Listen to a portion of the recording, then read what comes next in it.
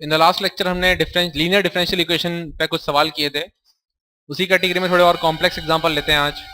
मान लीजिए आपके पास एक सवाल है dy by d x minus y is equal to cos x. मैंने बहुत सिंपल सी इक्वेशन दी है जिसमें आपको रीअरेंज करने की जरूरत नहीं है, ये स्ट्रेट फॉरवर्ड आप देख सकते हैं कि ये एक लीनियर डिफरेंशियल इक्वेशन है जहाँ पे p की वैल्यू क्या है -1 है और q की वैल्यू क्या है cos x है। तो इस केस में इंटीग्रेशन फैक्टर क्या होगा, e की power integration of p dx होता है, यानी e की पावर इंटीग्रेशन ऑफ p की जगह रखेंगे -1 यानी minus of dx, integration dx क्या होगा x होगा, यानी इंटीग्रेशन फैक्टर आएगा आपका e की पावर -x। तो अब हम क्या करेंगे, इंटीग्रेशन फैक्टर दोनों साइड मल्टीप्लाई कर लेंगे इक्वेशन का, तो क्या बन जाएगा equation dy by d x into e की पावर -x माइनस ई की power -x into y is equal to e की power -x into cos x. आप आसानी से देख सकते हैं कि लेफ्ट हैंड साइड में जो है वो क्या है, आप देखिए y का डिफरेंशिएशन इंटू ई की power -x plus y into e की पावर -x का डिफरेंशिएशन। ई की पावर -x का क्या डिफरेंशिएशन होता है, ई की पावर -x फिर -x का अलग से करना पड़ेगा इंटू -1, यानी ये क्या आ जाएगा d by d x of y into e की पावर -x, इधर आ जाएगा ई की पावर -x cos x। अब स्ट्रेट फॉरवर्ड है हमारे लिए आगे करना, अब dx को हम मल्टीप्लाई कर लेंगे उस साइड पे और हम दोनों तरफ क्या ले लेंगे इंटीग्रेशन कर देंगे। सो नेक्स्ट अब हम क्या करेंगे क्रॉस मल्टीप्लाई कर लेते हैं, यानी इधर बचेगा d of y into e की पावर -x, इधर हो जाएगा आपके पास ई की power -x cos x dx। आप दोनों तरफ लगा दीजिए इंटीग्रेशन। इंटीग्रेशन लगाते क्या होगा, ये जो लेफ्ट हैंड साइड बन जाएगी आपकी y इंटू ई की पावर -x प्लस कुछ कांस्टेंट आएगा, मान लेते हैं वो कुछ कांस्टेंट c1 आएगा इज इक्वल टू ई की power -x cos x dx। ठीक है, c1 को मैं उधर ले जाता हूं, मैं बोलता हूं y इंटू ई की power -x is equal to e to the power -x cos x dx का इंटीग्रेशन प्लस लेट से कुछ कांस्टेंट बोलता हूं c।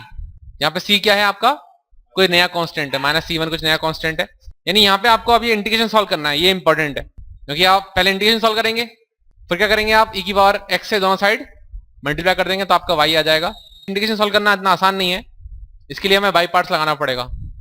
इसको मान लेते, इसको अलग से सॉल्व कर लेते हैं, मान लेते हैं ये i है आपका, तो मान लेते हैं ये आपका इंटीग्रेशन क्या है आपका i है, इसको हम अलग से सॉल्व कर लेते हैं। ठीक है, तो अपने क्वेश्चन को भी यहाँ रोक देते हैं, होल्ड पे रख लेते हैं जरा क्वेश्चन को, पहले हम i को अलग से सॉल्व कर लेते हैं। तो i आपको दिया हुआ है इंटीग्रेशन ऑफ ई की power -x cos x dx। ठीक है, तो इस केस में जनरली जो ट्रिग्नोमेट्रिक फंक्शन होते हैं उसको क्या मानते हैं हम, डिफरेंशिएबल मानते हैं। तो इसमें डिफरेंशिएबल हो जाएगा, तो इसमें क्या बन जाएगा, ये फर्स्ट फंक्शन cos x को फर्स्ट फंक्शन मान लो, है ना, fx मान लो cos x को, और into integration of second function कितना होगा इंटीग्रेशन, e की पावर x का इंटीग्रेशन क्या होता है, e की पावर x होता है, e की पावर -x का इंटीग्रेशन क्या होगा, e की पावर -x अपॉन -1, जो फैक्टर लगा होता है ना x का उससे डिवाइड करना पड़ता है, यानी e की पावर -x का इंटीग्रेशन क्या हो जाएगा, e की पावर -x अपॉन -1, ये आएगा e की पावर -x का integration minus integration of differentiation of first function cos x क्या हो जाएगा -sin x into integration of second function, ये हो जाएगा आपका e की power -x upon -1 into dx। ठीक है, बाई पार्ट से आपके पास ये आएगा। तो आगे सॉल्व करते हैं अब इसको, अभी भी सॉल्व नहीं हुआ है। अब आपका जो सेकंड पार्ट है ना इंटीग्रेशन का, इसको आपको फिर से क्या लगाना पड़ेगा, बाई पार्ट्स लगाना पड़ेगा। अभी मैं अब कांस्टेंट नहीं डाल रहा हूं, मैं एंड में कांस्टेंट डाल लूंगा, मैंने अभी कोई कांस्टेंट नहीं डाला है, ध्यान रहे। हालांकि मैं सॉल्व कर चुका हूं एक इंटीग्रेशन, पर मैंने कांस्टेंट नहीं डाला है अभी, क्योंकि ये मैंने आपको बताया था ये बाई पार्ट समझाते वक्त, यहाँ पे कांस्टेंट डाल के कोई फर्क पड़ता नहीं है, आंसर में कोई फर्क नहीं पड़ता, आप पहले सॉल्व कर लें बाद में लगा लें, एक ही मतलब है उसका। यानी आपका जो एक्सप्रेशन है वो बन जाएगा i इज इक्वल टू, पहला पार्ट हो जाएगा minus cos x into e to the power -x, जो दूसरा पार्ट था वो है माइनस sin x, तो माइनस माइनस मैंने मिला दिया है, into e to the power -x dx, ये आपका दूसरा पार्ट है। अब इस दूसरे पार्ट में हम फिर से बाई पार्ट्स लगाएंगे, sin x को मान लेंगे differentiable function first part fx, e to the power -x को मानेंगे इंटीग्रेबल वाला पार्ट। ठीक है, तो इस केस में क्या बन जाएगा ये, तो क्या होगा इस केस में, i बराबर minus cos x into e to the power -x minus sin x का क्या करना है, फर्स्ट फंक्शन को भी ऐसे रख देते हैं, फर्स्ट फंक्शन क्या हो जाएगा sin x into e to the power -x का क्या हो जाएगा, e to the power -x upon -1, ये हो जाएगा। अगला पार्ट क्या होता है माइनस, तो माइनस की वजह से क्या हो जाएगा यहाँ पे प्लस। इसको मैं सॉल्व करूंगा तो क्या आएगा, पहला माइनस प्लस होता है, दूसरा माइनस होता है, पर क्योंकि आगे माइनस लगा हुआ है तो क्या हो जाएगा, पहला माइनस हो जाएगा, दूसरा प्लस हो जाएगा। Into integration of sine x का डिफरेंशियल क्या होगा, cos x into e to power minus x का क्या हो जाएगा integration, e to the power minus x upon minus one into d x. क्या बन जाएगा ये, आई बराबर minus cos x into e to power minus x, ये माइनस माइनस हो गया plus, plus sine x into e to power x minus x, ये हो गया माइनस ई की power minus x cos x d x. अब ये जो चीज है क्या है, जो आपका इंटीग्रल बना है, ये क्या है आपका आई। ये वही फेमस सवाल है हमारा इंटीग्रेशन से, जब हम बाई पार्ट सॉल्व करते हैं और बाई पार्ट्स के अंदर फिर से क्या आ जाता है, एक और आई आ जाता है। ठीक है, ये क्या बन जाएगा, ये आई इज इक्वल टू, यहाँ पे आप ई की पावर माइनस एक्स कॉमन ले लो, अंदर क्या बचेगा sign x minus cos x, इधर क्या बच रहा है माइनस आई। जहां से हमने स्टार्ट किया था वहीं पहुंच गए, इधर ये माइनस आई हो गया, माइनस आई को आप इधर ले आओ, क्या बन जाएगा 2i बराबर ई की power minus x sine x minus cos x, i क्या आ जाएगा ई की power minus x upon 2 into sine x minus cos x. तो इस तरह आपने ये इंटीग्रेशन सॉल्व कर लिया। हालांकि इसमें भी कुछ कांस्टेंट जुड़ा हुआ होगा, मान लेते हैं कुछ, लेट से कुछ कांस्टेंट सी डैश जुड़ा हुआ है, मान लेते हैं, एंड में लगा देते हैं कांस्टेंट एक। तो हम इस आई को वापस से अपने फॉर्मूले में डालते हैं, जो हमारा था, जो हमने होल्ड पर रखा था सवाल अपना, वापस से उसमें डाल देते हैं। तो जो सवाल हमने होल्ड पर रखा था वो कुछ ऐसा था, y इंटू ई की power minus x is equal to some I plus constant था, आई तो हमारा निकल चुका है, वो क्या है ई की power minus x by 2 into sine x minus cos x, plus इसका कांस्टेंट सी डैश था और पहले से एक कांस्टेंट था सी, दोनों कांस्टेंट मिलकर क्या लिख देता हूं मैं, लेट से कुछ नया सी लिख देता हूं, कुल मिला के ये नया सी बन गया, इसका कांस्टेंट सी डैश प्लस का सी मिल गया। ठीक है, अब क्या करना है, दोनों साइड ई की पावर एक्स से मल्टीप्लाई कर दो, क्या आंसर आ जाएगा, ई की पावर एक्स से करोगे तो क्या होगा, ये 1 बन जाएगा, ये भी 1 बन जाएगा, यानी y is equal to sine x minus cos x upon 2 plus c into e की पावर एक्स।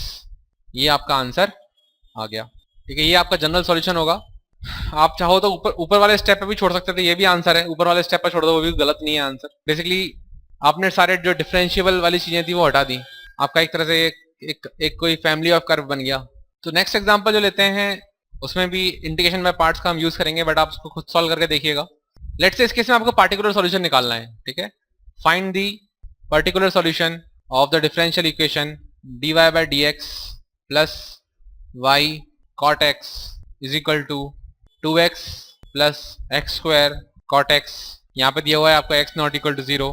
पर्टिकुलर निकालने के लिए आपको कुछ कंडीशन दी होती है, given that y equal to 0 when x equal to pi by 2।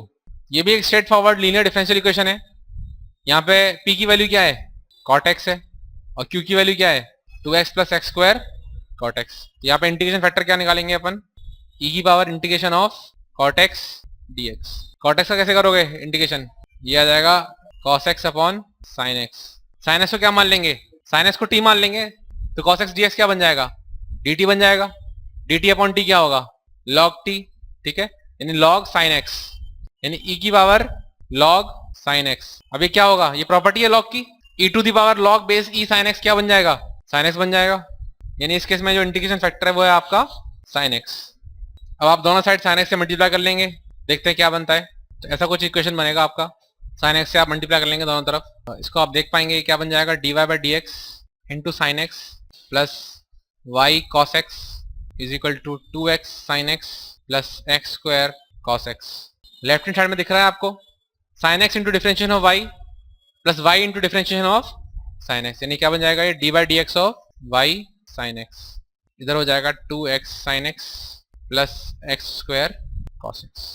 तो आप देख सकते हैं इस केस में y sin x क्या बन जाएगा, y sin x बनेगा आपका integration of 2x sin x dx, ये पहला इंटीग्रेशन होगा, plus integration of x square cos x dx, ये दूसरा इंटीग्रेशन होगा, प्लस एक कांस्टेंट भी आएगा। कांस्टेंट क्यों आया है, क्योंकि यहाँ पर मैं d of y sin x किया होगा ना, उसकी वजह से अब कांस्टेंट क्या होगा, सब जुड़ते जाएंगे कांस्टेंट, इसलिए मैं आपको चिंता नहीं करूंगा कांस्टेंट की, मैं क्या करूँगा कुल मिला के c लिखता जाऊंगा। यहाँ पे c जरूरी है लिखना, क्योंकि एंड में क्या होगा c के नीचे क्या आएगा sin x आएगा, इसलिए c लिखना जरूरी है। आप c को भूल जाओगे तो गलत आंसर आएगा आपका।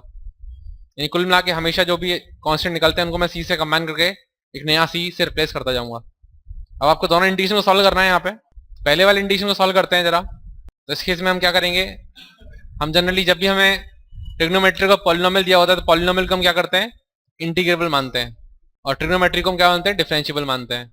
तो साइन एक्स का डिफरेंशिएट करेंगे, एक्स का क्या करेंगे, इंटीग्रेशन करेंगे। तो यहाँ पे हम वैसे जनरली हम पॉलिनोमियल फंक्शन को डिफरेंशिएबल मानते हैं, एफ एक्स मानते हैं, बट यहाँ पे उल्टा करने में फायदा है। साइन एक्स को हम डिफरेंशिएबल मान रहे हैं और एक्स को हम इंटीग्रेबल मान रहे हैं। ऐसा इसलिए कर रहे हैं कि जैसे एक्स को इंटीग्रेट करने पे क्या होगा, एक्स स्क्वायर की टर्म आएगी जो हमें यहाँ आ रही है हमारी, और साइन एक्स को डिफरेंशिएट करने पे कॉस एक्स बनेगा, तो एक कटने की संभावना बन रही है। तो हम पहले इस वाले पार्ट को खोल देते हैं इंटीग्रेशन वाले पार्ट से, ठीक है। इसको नहीं खोलते हैं, इसको एज इट इज रहने देते हैं। क्या बन जाएगा, y sin x, तो sin x को मान रहे हैं तो sin x into integration of 2x क्या हो जाएगा, x स्क्वायर। तो sin x into x square minus sin x का डिफरेंशिएशन क्या होगा, cos x, और 2x का इंटीग्रेशन क्या होगा, x square into dx plus x square cos x dx plus कुल मिला के जो नेट कांस्टेंट है वो ये x ही है। इससे ये फायदा हुआ कि ये आपका कट गया। अब क्या हो गया, निकाल लेंगे y की वैल्यू, y क्या हो जाएगा, sin x से एक sin x कट जाएगा, यानी y equal to x square minus c upon sine x, y sine x x square sine x plus c. तो ये हमारा जनरल सॉल्यूशन हो गया इक्वेशन का, और हमें पर्टिकुलर सॉल्यूशन निकालना है तो उसके लिए हमें कंडीशन दी हुई है। हमें क्या दिया हुआ है, when x equal to pi by 2 y equal to 0 दिया हुआ है। तो डाल देते हैं जरा, क्या आ जाएगा, 0 is equal to pi square upon 4 sine of pi by 2 plus c की वैल्यू क्या आ जाएगी यहाँ से, माइनस पाई स्क्वायर अपॉन 4। तो हमारा जो सॉल्यूशन होगा, पर्टिकुलर सॉल्यूशन जो होगा वो बन जाएगा आपका y sine x is equal to x square sine x, c की जगह डाल देंगे माइनस पाई स्क्वायर अपॉन 4। तो ये जो आंसर आया आपका ये क्या है, इसमें कोई भी आर्बिट्री कांस्टेंट नहीं है, यानी क्या होगा, ये एक पर्टिकुलर सॉल्यूशन होगा जहां पे आपने सी की वैल्यू को फिक्स कर दिया माइनस पाई स्क्वायर अपॉन 4। तो ये आपका पर्टिकुलर सॉल्यूशन होगा, ये आपका आंसर होगा। अब एक कोई लैंग्वेज बेस्ड क्वेश्चन करते हैं यहाँ पे आपको स्लोप की टर्म्स में कुछ लीनियर इक्वेशन दी हो, ठीक है। जनरली कर्व्स में हम देते हैं ना कि किसी पॉइंट x, y पे आपका ये टेंजेंट स्लोप रहा होगा टेंजेंट का, तो उस केस में ऐसे आप डिफरेंशियल इक्वेशन बनाना शुरू करते हो, और फिर आप उस डिफरेंशियल इक्वेशन को एक स्टैंडर्ड फॉर्म में लेके आते हो, या तो वेरिएबल सेपरेबल में लेके आते हो, या होमोजेनियस फॉर्म में लेके आते हो। तीसरा मेथड हमने जो पढ़ा है वो क्या है, लीनियर डिफरेंशियल फॉर्म में लेके आते हो, ठीक है। तो ऐसा ही एक लैंग्वेज वाला सवाल करते हैं कि find the equation of the curve passing through the point 0,1। अब आपको कर्व का एक पॉइंट दे दिया, इस केस में क्या निकलेगा, पर्टिकुलर सॉल्यूशन निकलेगा, ठीक है। आपको दिया हुआ है if the slope of the tangent at any point x, y is equal to sum of the x coordinate and the product of the x coordinate and y coordinate. यानी दिया हुआ है किसी भी पॉइंट x, y पे जो dy by dx की value है वो आपको दी हुई है सम ऑफ x कोऑर्डिनेट क्या होगा, x होगा, plus multiplication of x coordinate and y coordinate, यानी x और y। यानी ये आपको dy by dx दिया हुआ है x प्लस एक्स वाई किसी भी पॉइंट x, y पे। तो आपको बताना है कि वो कर्व क्या होगा, यानी इस इक्वेशन को सॉल्व करेंगे, जनरल सॉल्यूशन निकालेंगे, फिर उस केस में वैल्यू रख के पर्टिकुलर सॉल्यूशन निकालेंगे। इसको आप रीअरेंज कर सकते हैं, रीअरेंज करने पे आप पाएंगे कि ये बन जाएगा dy by dx minus x y is equal to x. इसके से p की वैल्यू क्या है, p की वैल्यू है यहाँ पे माइनस एक्स, और q की वैल्यू है आपकी x। इस केस में इंटीग्रेशन फैक्टर क्या होगा, e की power integration of minus x dx, यानी e की power minus x square upon 2, ये आपका इंटीग्रेशन फैक्टर होगा। अब इसका मल्टीप्लाई करेंगे दोनों साइड इंटीग्रेशन फैक्टर का, मल्टीप्लाई करने पे आप पाएंगे कि बन जाएगा dy by dx into e की power minus x square upon 2 minus x times e की power minus x square upon 2 into y is equal to x times e की power minus x square upon 2। अब आसानी से आप देख सकते हैं यहाँ पे क्या है, फर्स्ट फंक्शन मान लीजिए ये है e की power minus x square upon 2, first function into differentiation of y plus y into differentiation of ये, इसका डिफरेंशिएशन क्या होता है, e की power minus x square upon 2 का डिफरेंशिएशन होगा e की power minus x upon 2 into differentiation of minus x square upon 2, वो क्या हो जाएगा माइनस 2x अपॉन 2, यानी कि माइनस x, वही आ रहा है। यानी क्या बन जाएगा ये d by d x of y into e की power minus x square upon 2। देखो इसके लिए ट्रिक बताता हूँ आपको फास्ट करने के लिए। आप हमेशा अगर सोचना पड़ रहा है ना आपको ये क्या आएगा, किस चीज का क्या सोचूं मैं, ऐसा कौन सा फंक्शन लूं जिसका डिफरेंशिएशन ये आए, आप ध्यान रखो हमेशा आपका यही आएगा y इंटू इंटीग्रेशन फैक्टर, हमेशा ये होगा, देख लो y इंटू ये जो चीज होगी ना आपकी हमेशा y के साथ, वो हमेशा आपका क्या होगा इंटीग्रेशन फैक्टर ही होगा। आप कुछ भी केस ले लो हमेशा ये बनेगा। यानी आपको ये सोचने की जरूरत नहीं है एक्चुअली कि ये किसका हो रहा है। आप हमेशा लिख सकते हो आपका जो इंटीग्रेशन फैक्टर निकला है y इंटू वो चीज लिख लो, फिर आप ध्यान किस पे लगाओ, राइट हैंड साइड को सॉल्व करने पे ध्यान लगाओ, यानी x इंटू ई की power minus x square upon 2। ये ट्रिक ध्यान रखना आप, ठीक है, y इंटू इंटीग्रेशन फैक्टर वाला। देखो किसी कॉम्प्लेक्स केस में थोड़ा मुश्किल हो सकता है, आप देखो देखना कि ये कैसे आ रहा है ये, बट ये हमेशा होगा। यानी आपका सवाल बन जाएगा y इंटू ई की power minus x square upon 2, इधर हो जाएगा आपका x इंटू ई की power minus x square upon 2, इधर चला जाएगा dx और उसका लग जाएगा इंटीग्रेशन और प्लस एक कांस्टेंट और आ जाएगा। तो हमेशा की तरह ये फिर एक फंस गया इंटीग्रेशन यहाँ पे, इसको फिर से आपको किससे करना पड़ेगा, बाय पार्ट से करने की जरूरत नहीं, सब्स्टिट्यूशन से हो जाएगा एक्चुअली। इस केस में यदि आप माइनस एक्स स्क्वायर अपॉन 2 को कुछ t मान लोगे तो आपका आसानी से सॉल्व हो जाएगा। इसको हम अलग से सॉल्व कर लेते हैं, मान लेते हैं ये हमारा क्या है, i है, तो हम i को अलग से सॉल्व कर लेंगे। इसको जरा होल्ड पे रखते हैं इसको, तो पहले i को सॉल्व कर लेते हैं। तो आपका जो i है वो इस तरह से कुछ है, x इंटू ई की power minus x square upon 2 dx, ठीक है। आप e की power minus x square upon 2 है ना, तो इसको आप पावर जो है माइनस एक्स स्क्वायर अपॉन 2 को t मान लो, let minus x square upon 2 is equal to t। अब क्या कर दो, दोनों तरफ क्या कर दोगे, डिफरेंशिएट कर दोगे विद रिस्पेक्ट टू x, क्या बन जाएगा, माइनस 1 अपॉन 2 बाहर आ जाएगा, एक्स का डिफरेंशिएशन क्या हो जाएगा 2x is equal to d t by d x. 2 से 2 कट गया, यानी क्या आ जाएगा, minus x d x is equal to d t, ये आ गया आपके पास। यानी क्या आ जाएगा, x d x is equal to minus d t. ये आपका जो सवाल है वो किस में तब्दील हो जाएगा, आई बराबर एक्स डी एक्स तो बन गया है आपका माइनस डी टी, और ई की पावर क्या बन जाएगा, टी बन जाएगा। यानी क्या बन जाएगा, माइनस ऑफ ई की पावर टी डी टी। ई की पावर टी का क्या होता है इंटीग्रेशन, ई की पावर टी होता है, यानी क्या आ जाएगा ये, माइनस ऑफ ई की पावर टी प्लस सी। टी की जगह क्या डाल देंगे, वापस से डाल देंगे, यानी ये क्या आ जाएगा, माइनस ई की power minus x square upon 2 plus एक कांस्टेंट। इसको हमने जो सवाल होल्ड पे रखा था वापस से उसमें पुट कर देंगे, तो देखते हैं क्या बनेगा। तो जो होल्ड पे जो इक्वेशन था वो कुछ इस तरह का था, y इंटू ई की power minus x square upon 2, यानी जो इंटीग्रेशन फैक्टर था is equal to i plus c था। तो आई की जगह क्या डाल दूंगा मैं अब, माइनस ई की power minus x square upon 2 plus c, और पहले वाला प्लस सी कुल मिला के मैंने क्या रख दूंगा, मैं एक नया सी रख दूंगा। अब क्या करेंगे, दोनों साइड ई की पावर एक्स स्क्वायर अपॉन 2 से मल्टीप्लाई कर लेंगे, यानी क्या हो जाएगा, y is equal to minus 1 plus C times e की पावर एक्स स्क्वायर अपॉन 2 हो जाएगा। तो ये आपका जनरल सॉल्यूशन आ गया, जिसमें एक आर्बिट्री कांस्टेंट है और आपको दिया हुआ है वो कर्व किससे पास होता है, 0,1 से वो कर्व पास होता है। यानी when x is equal to 0, y क्या है आपका 1 है। जरा x को वैल्यू रखो, 0 रखो जरा, और y को 1 रखो, क्या आ जाएगा, 1 बराबर minus 1 plus C times e to the power क्या आ जाएगा, 0 आ जाएगा। ई टू दी पावर 0 क्या होगा, 1 होगा, यानी सी की वैल्यू क्या हो जाएगी, सी की वैल्यू हो जाएगी 2। यानी हमारा जो पर्टिकुलर सॉल्यूशन होगा वो क्या हो जाएगा, वो हो जाएगा y is equal to 2 times e की power x square upon 2 minus 1। ये हमारा पर्टिकुलर सॉल्यूशन होगा कि इसमें कोई भी आर्बिट्ररी कांस्टेंट नहीं है।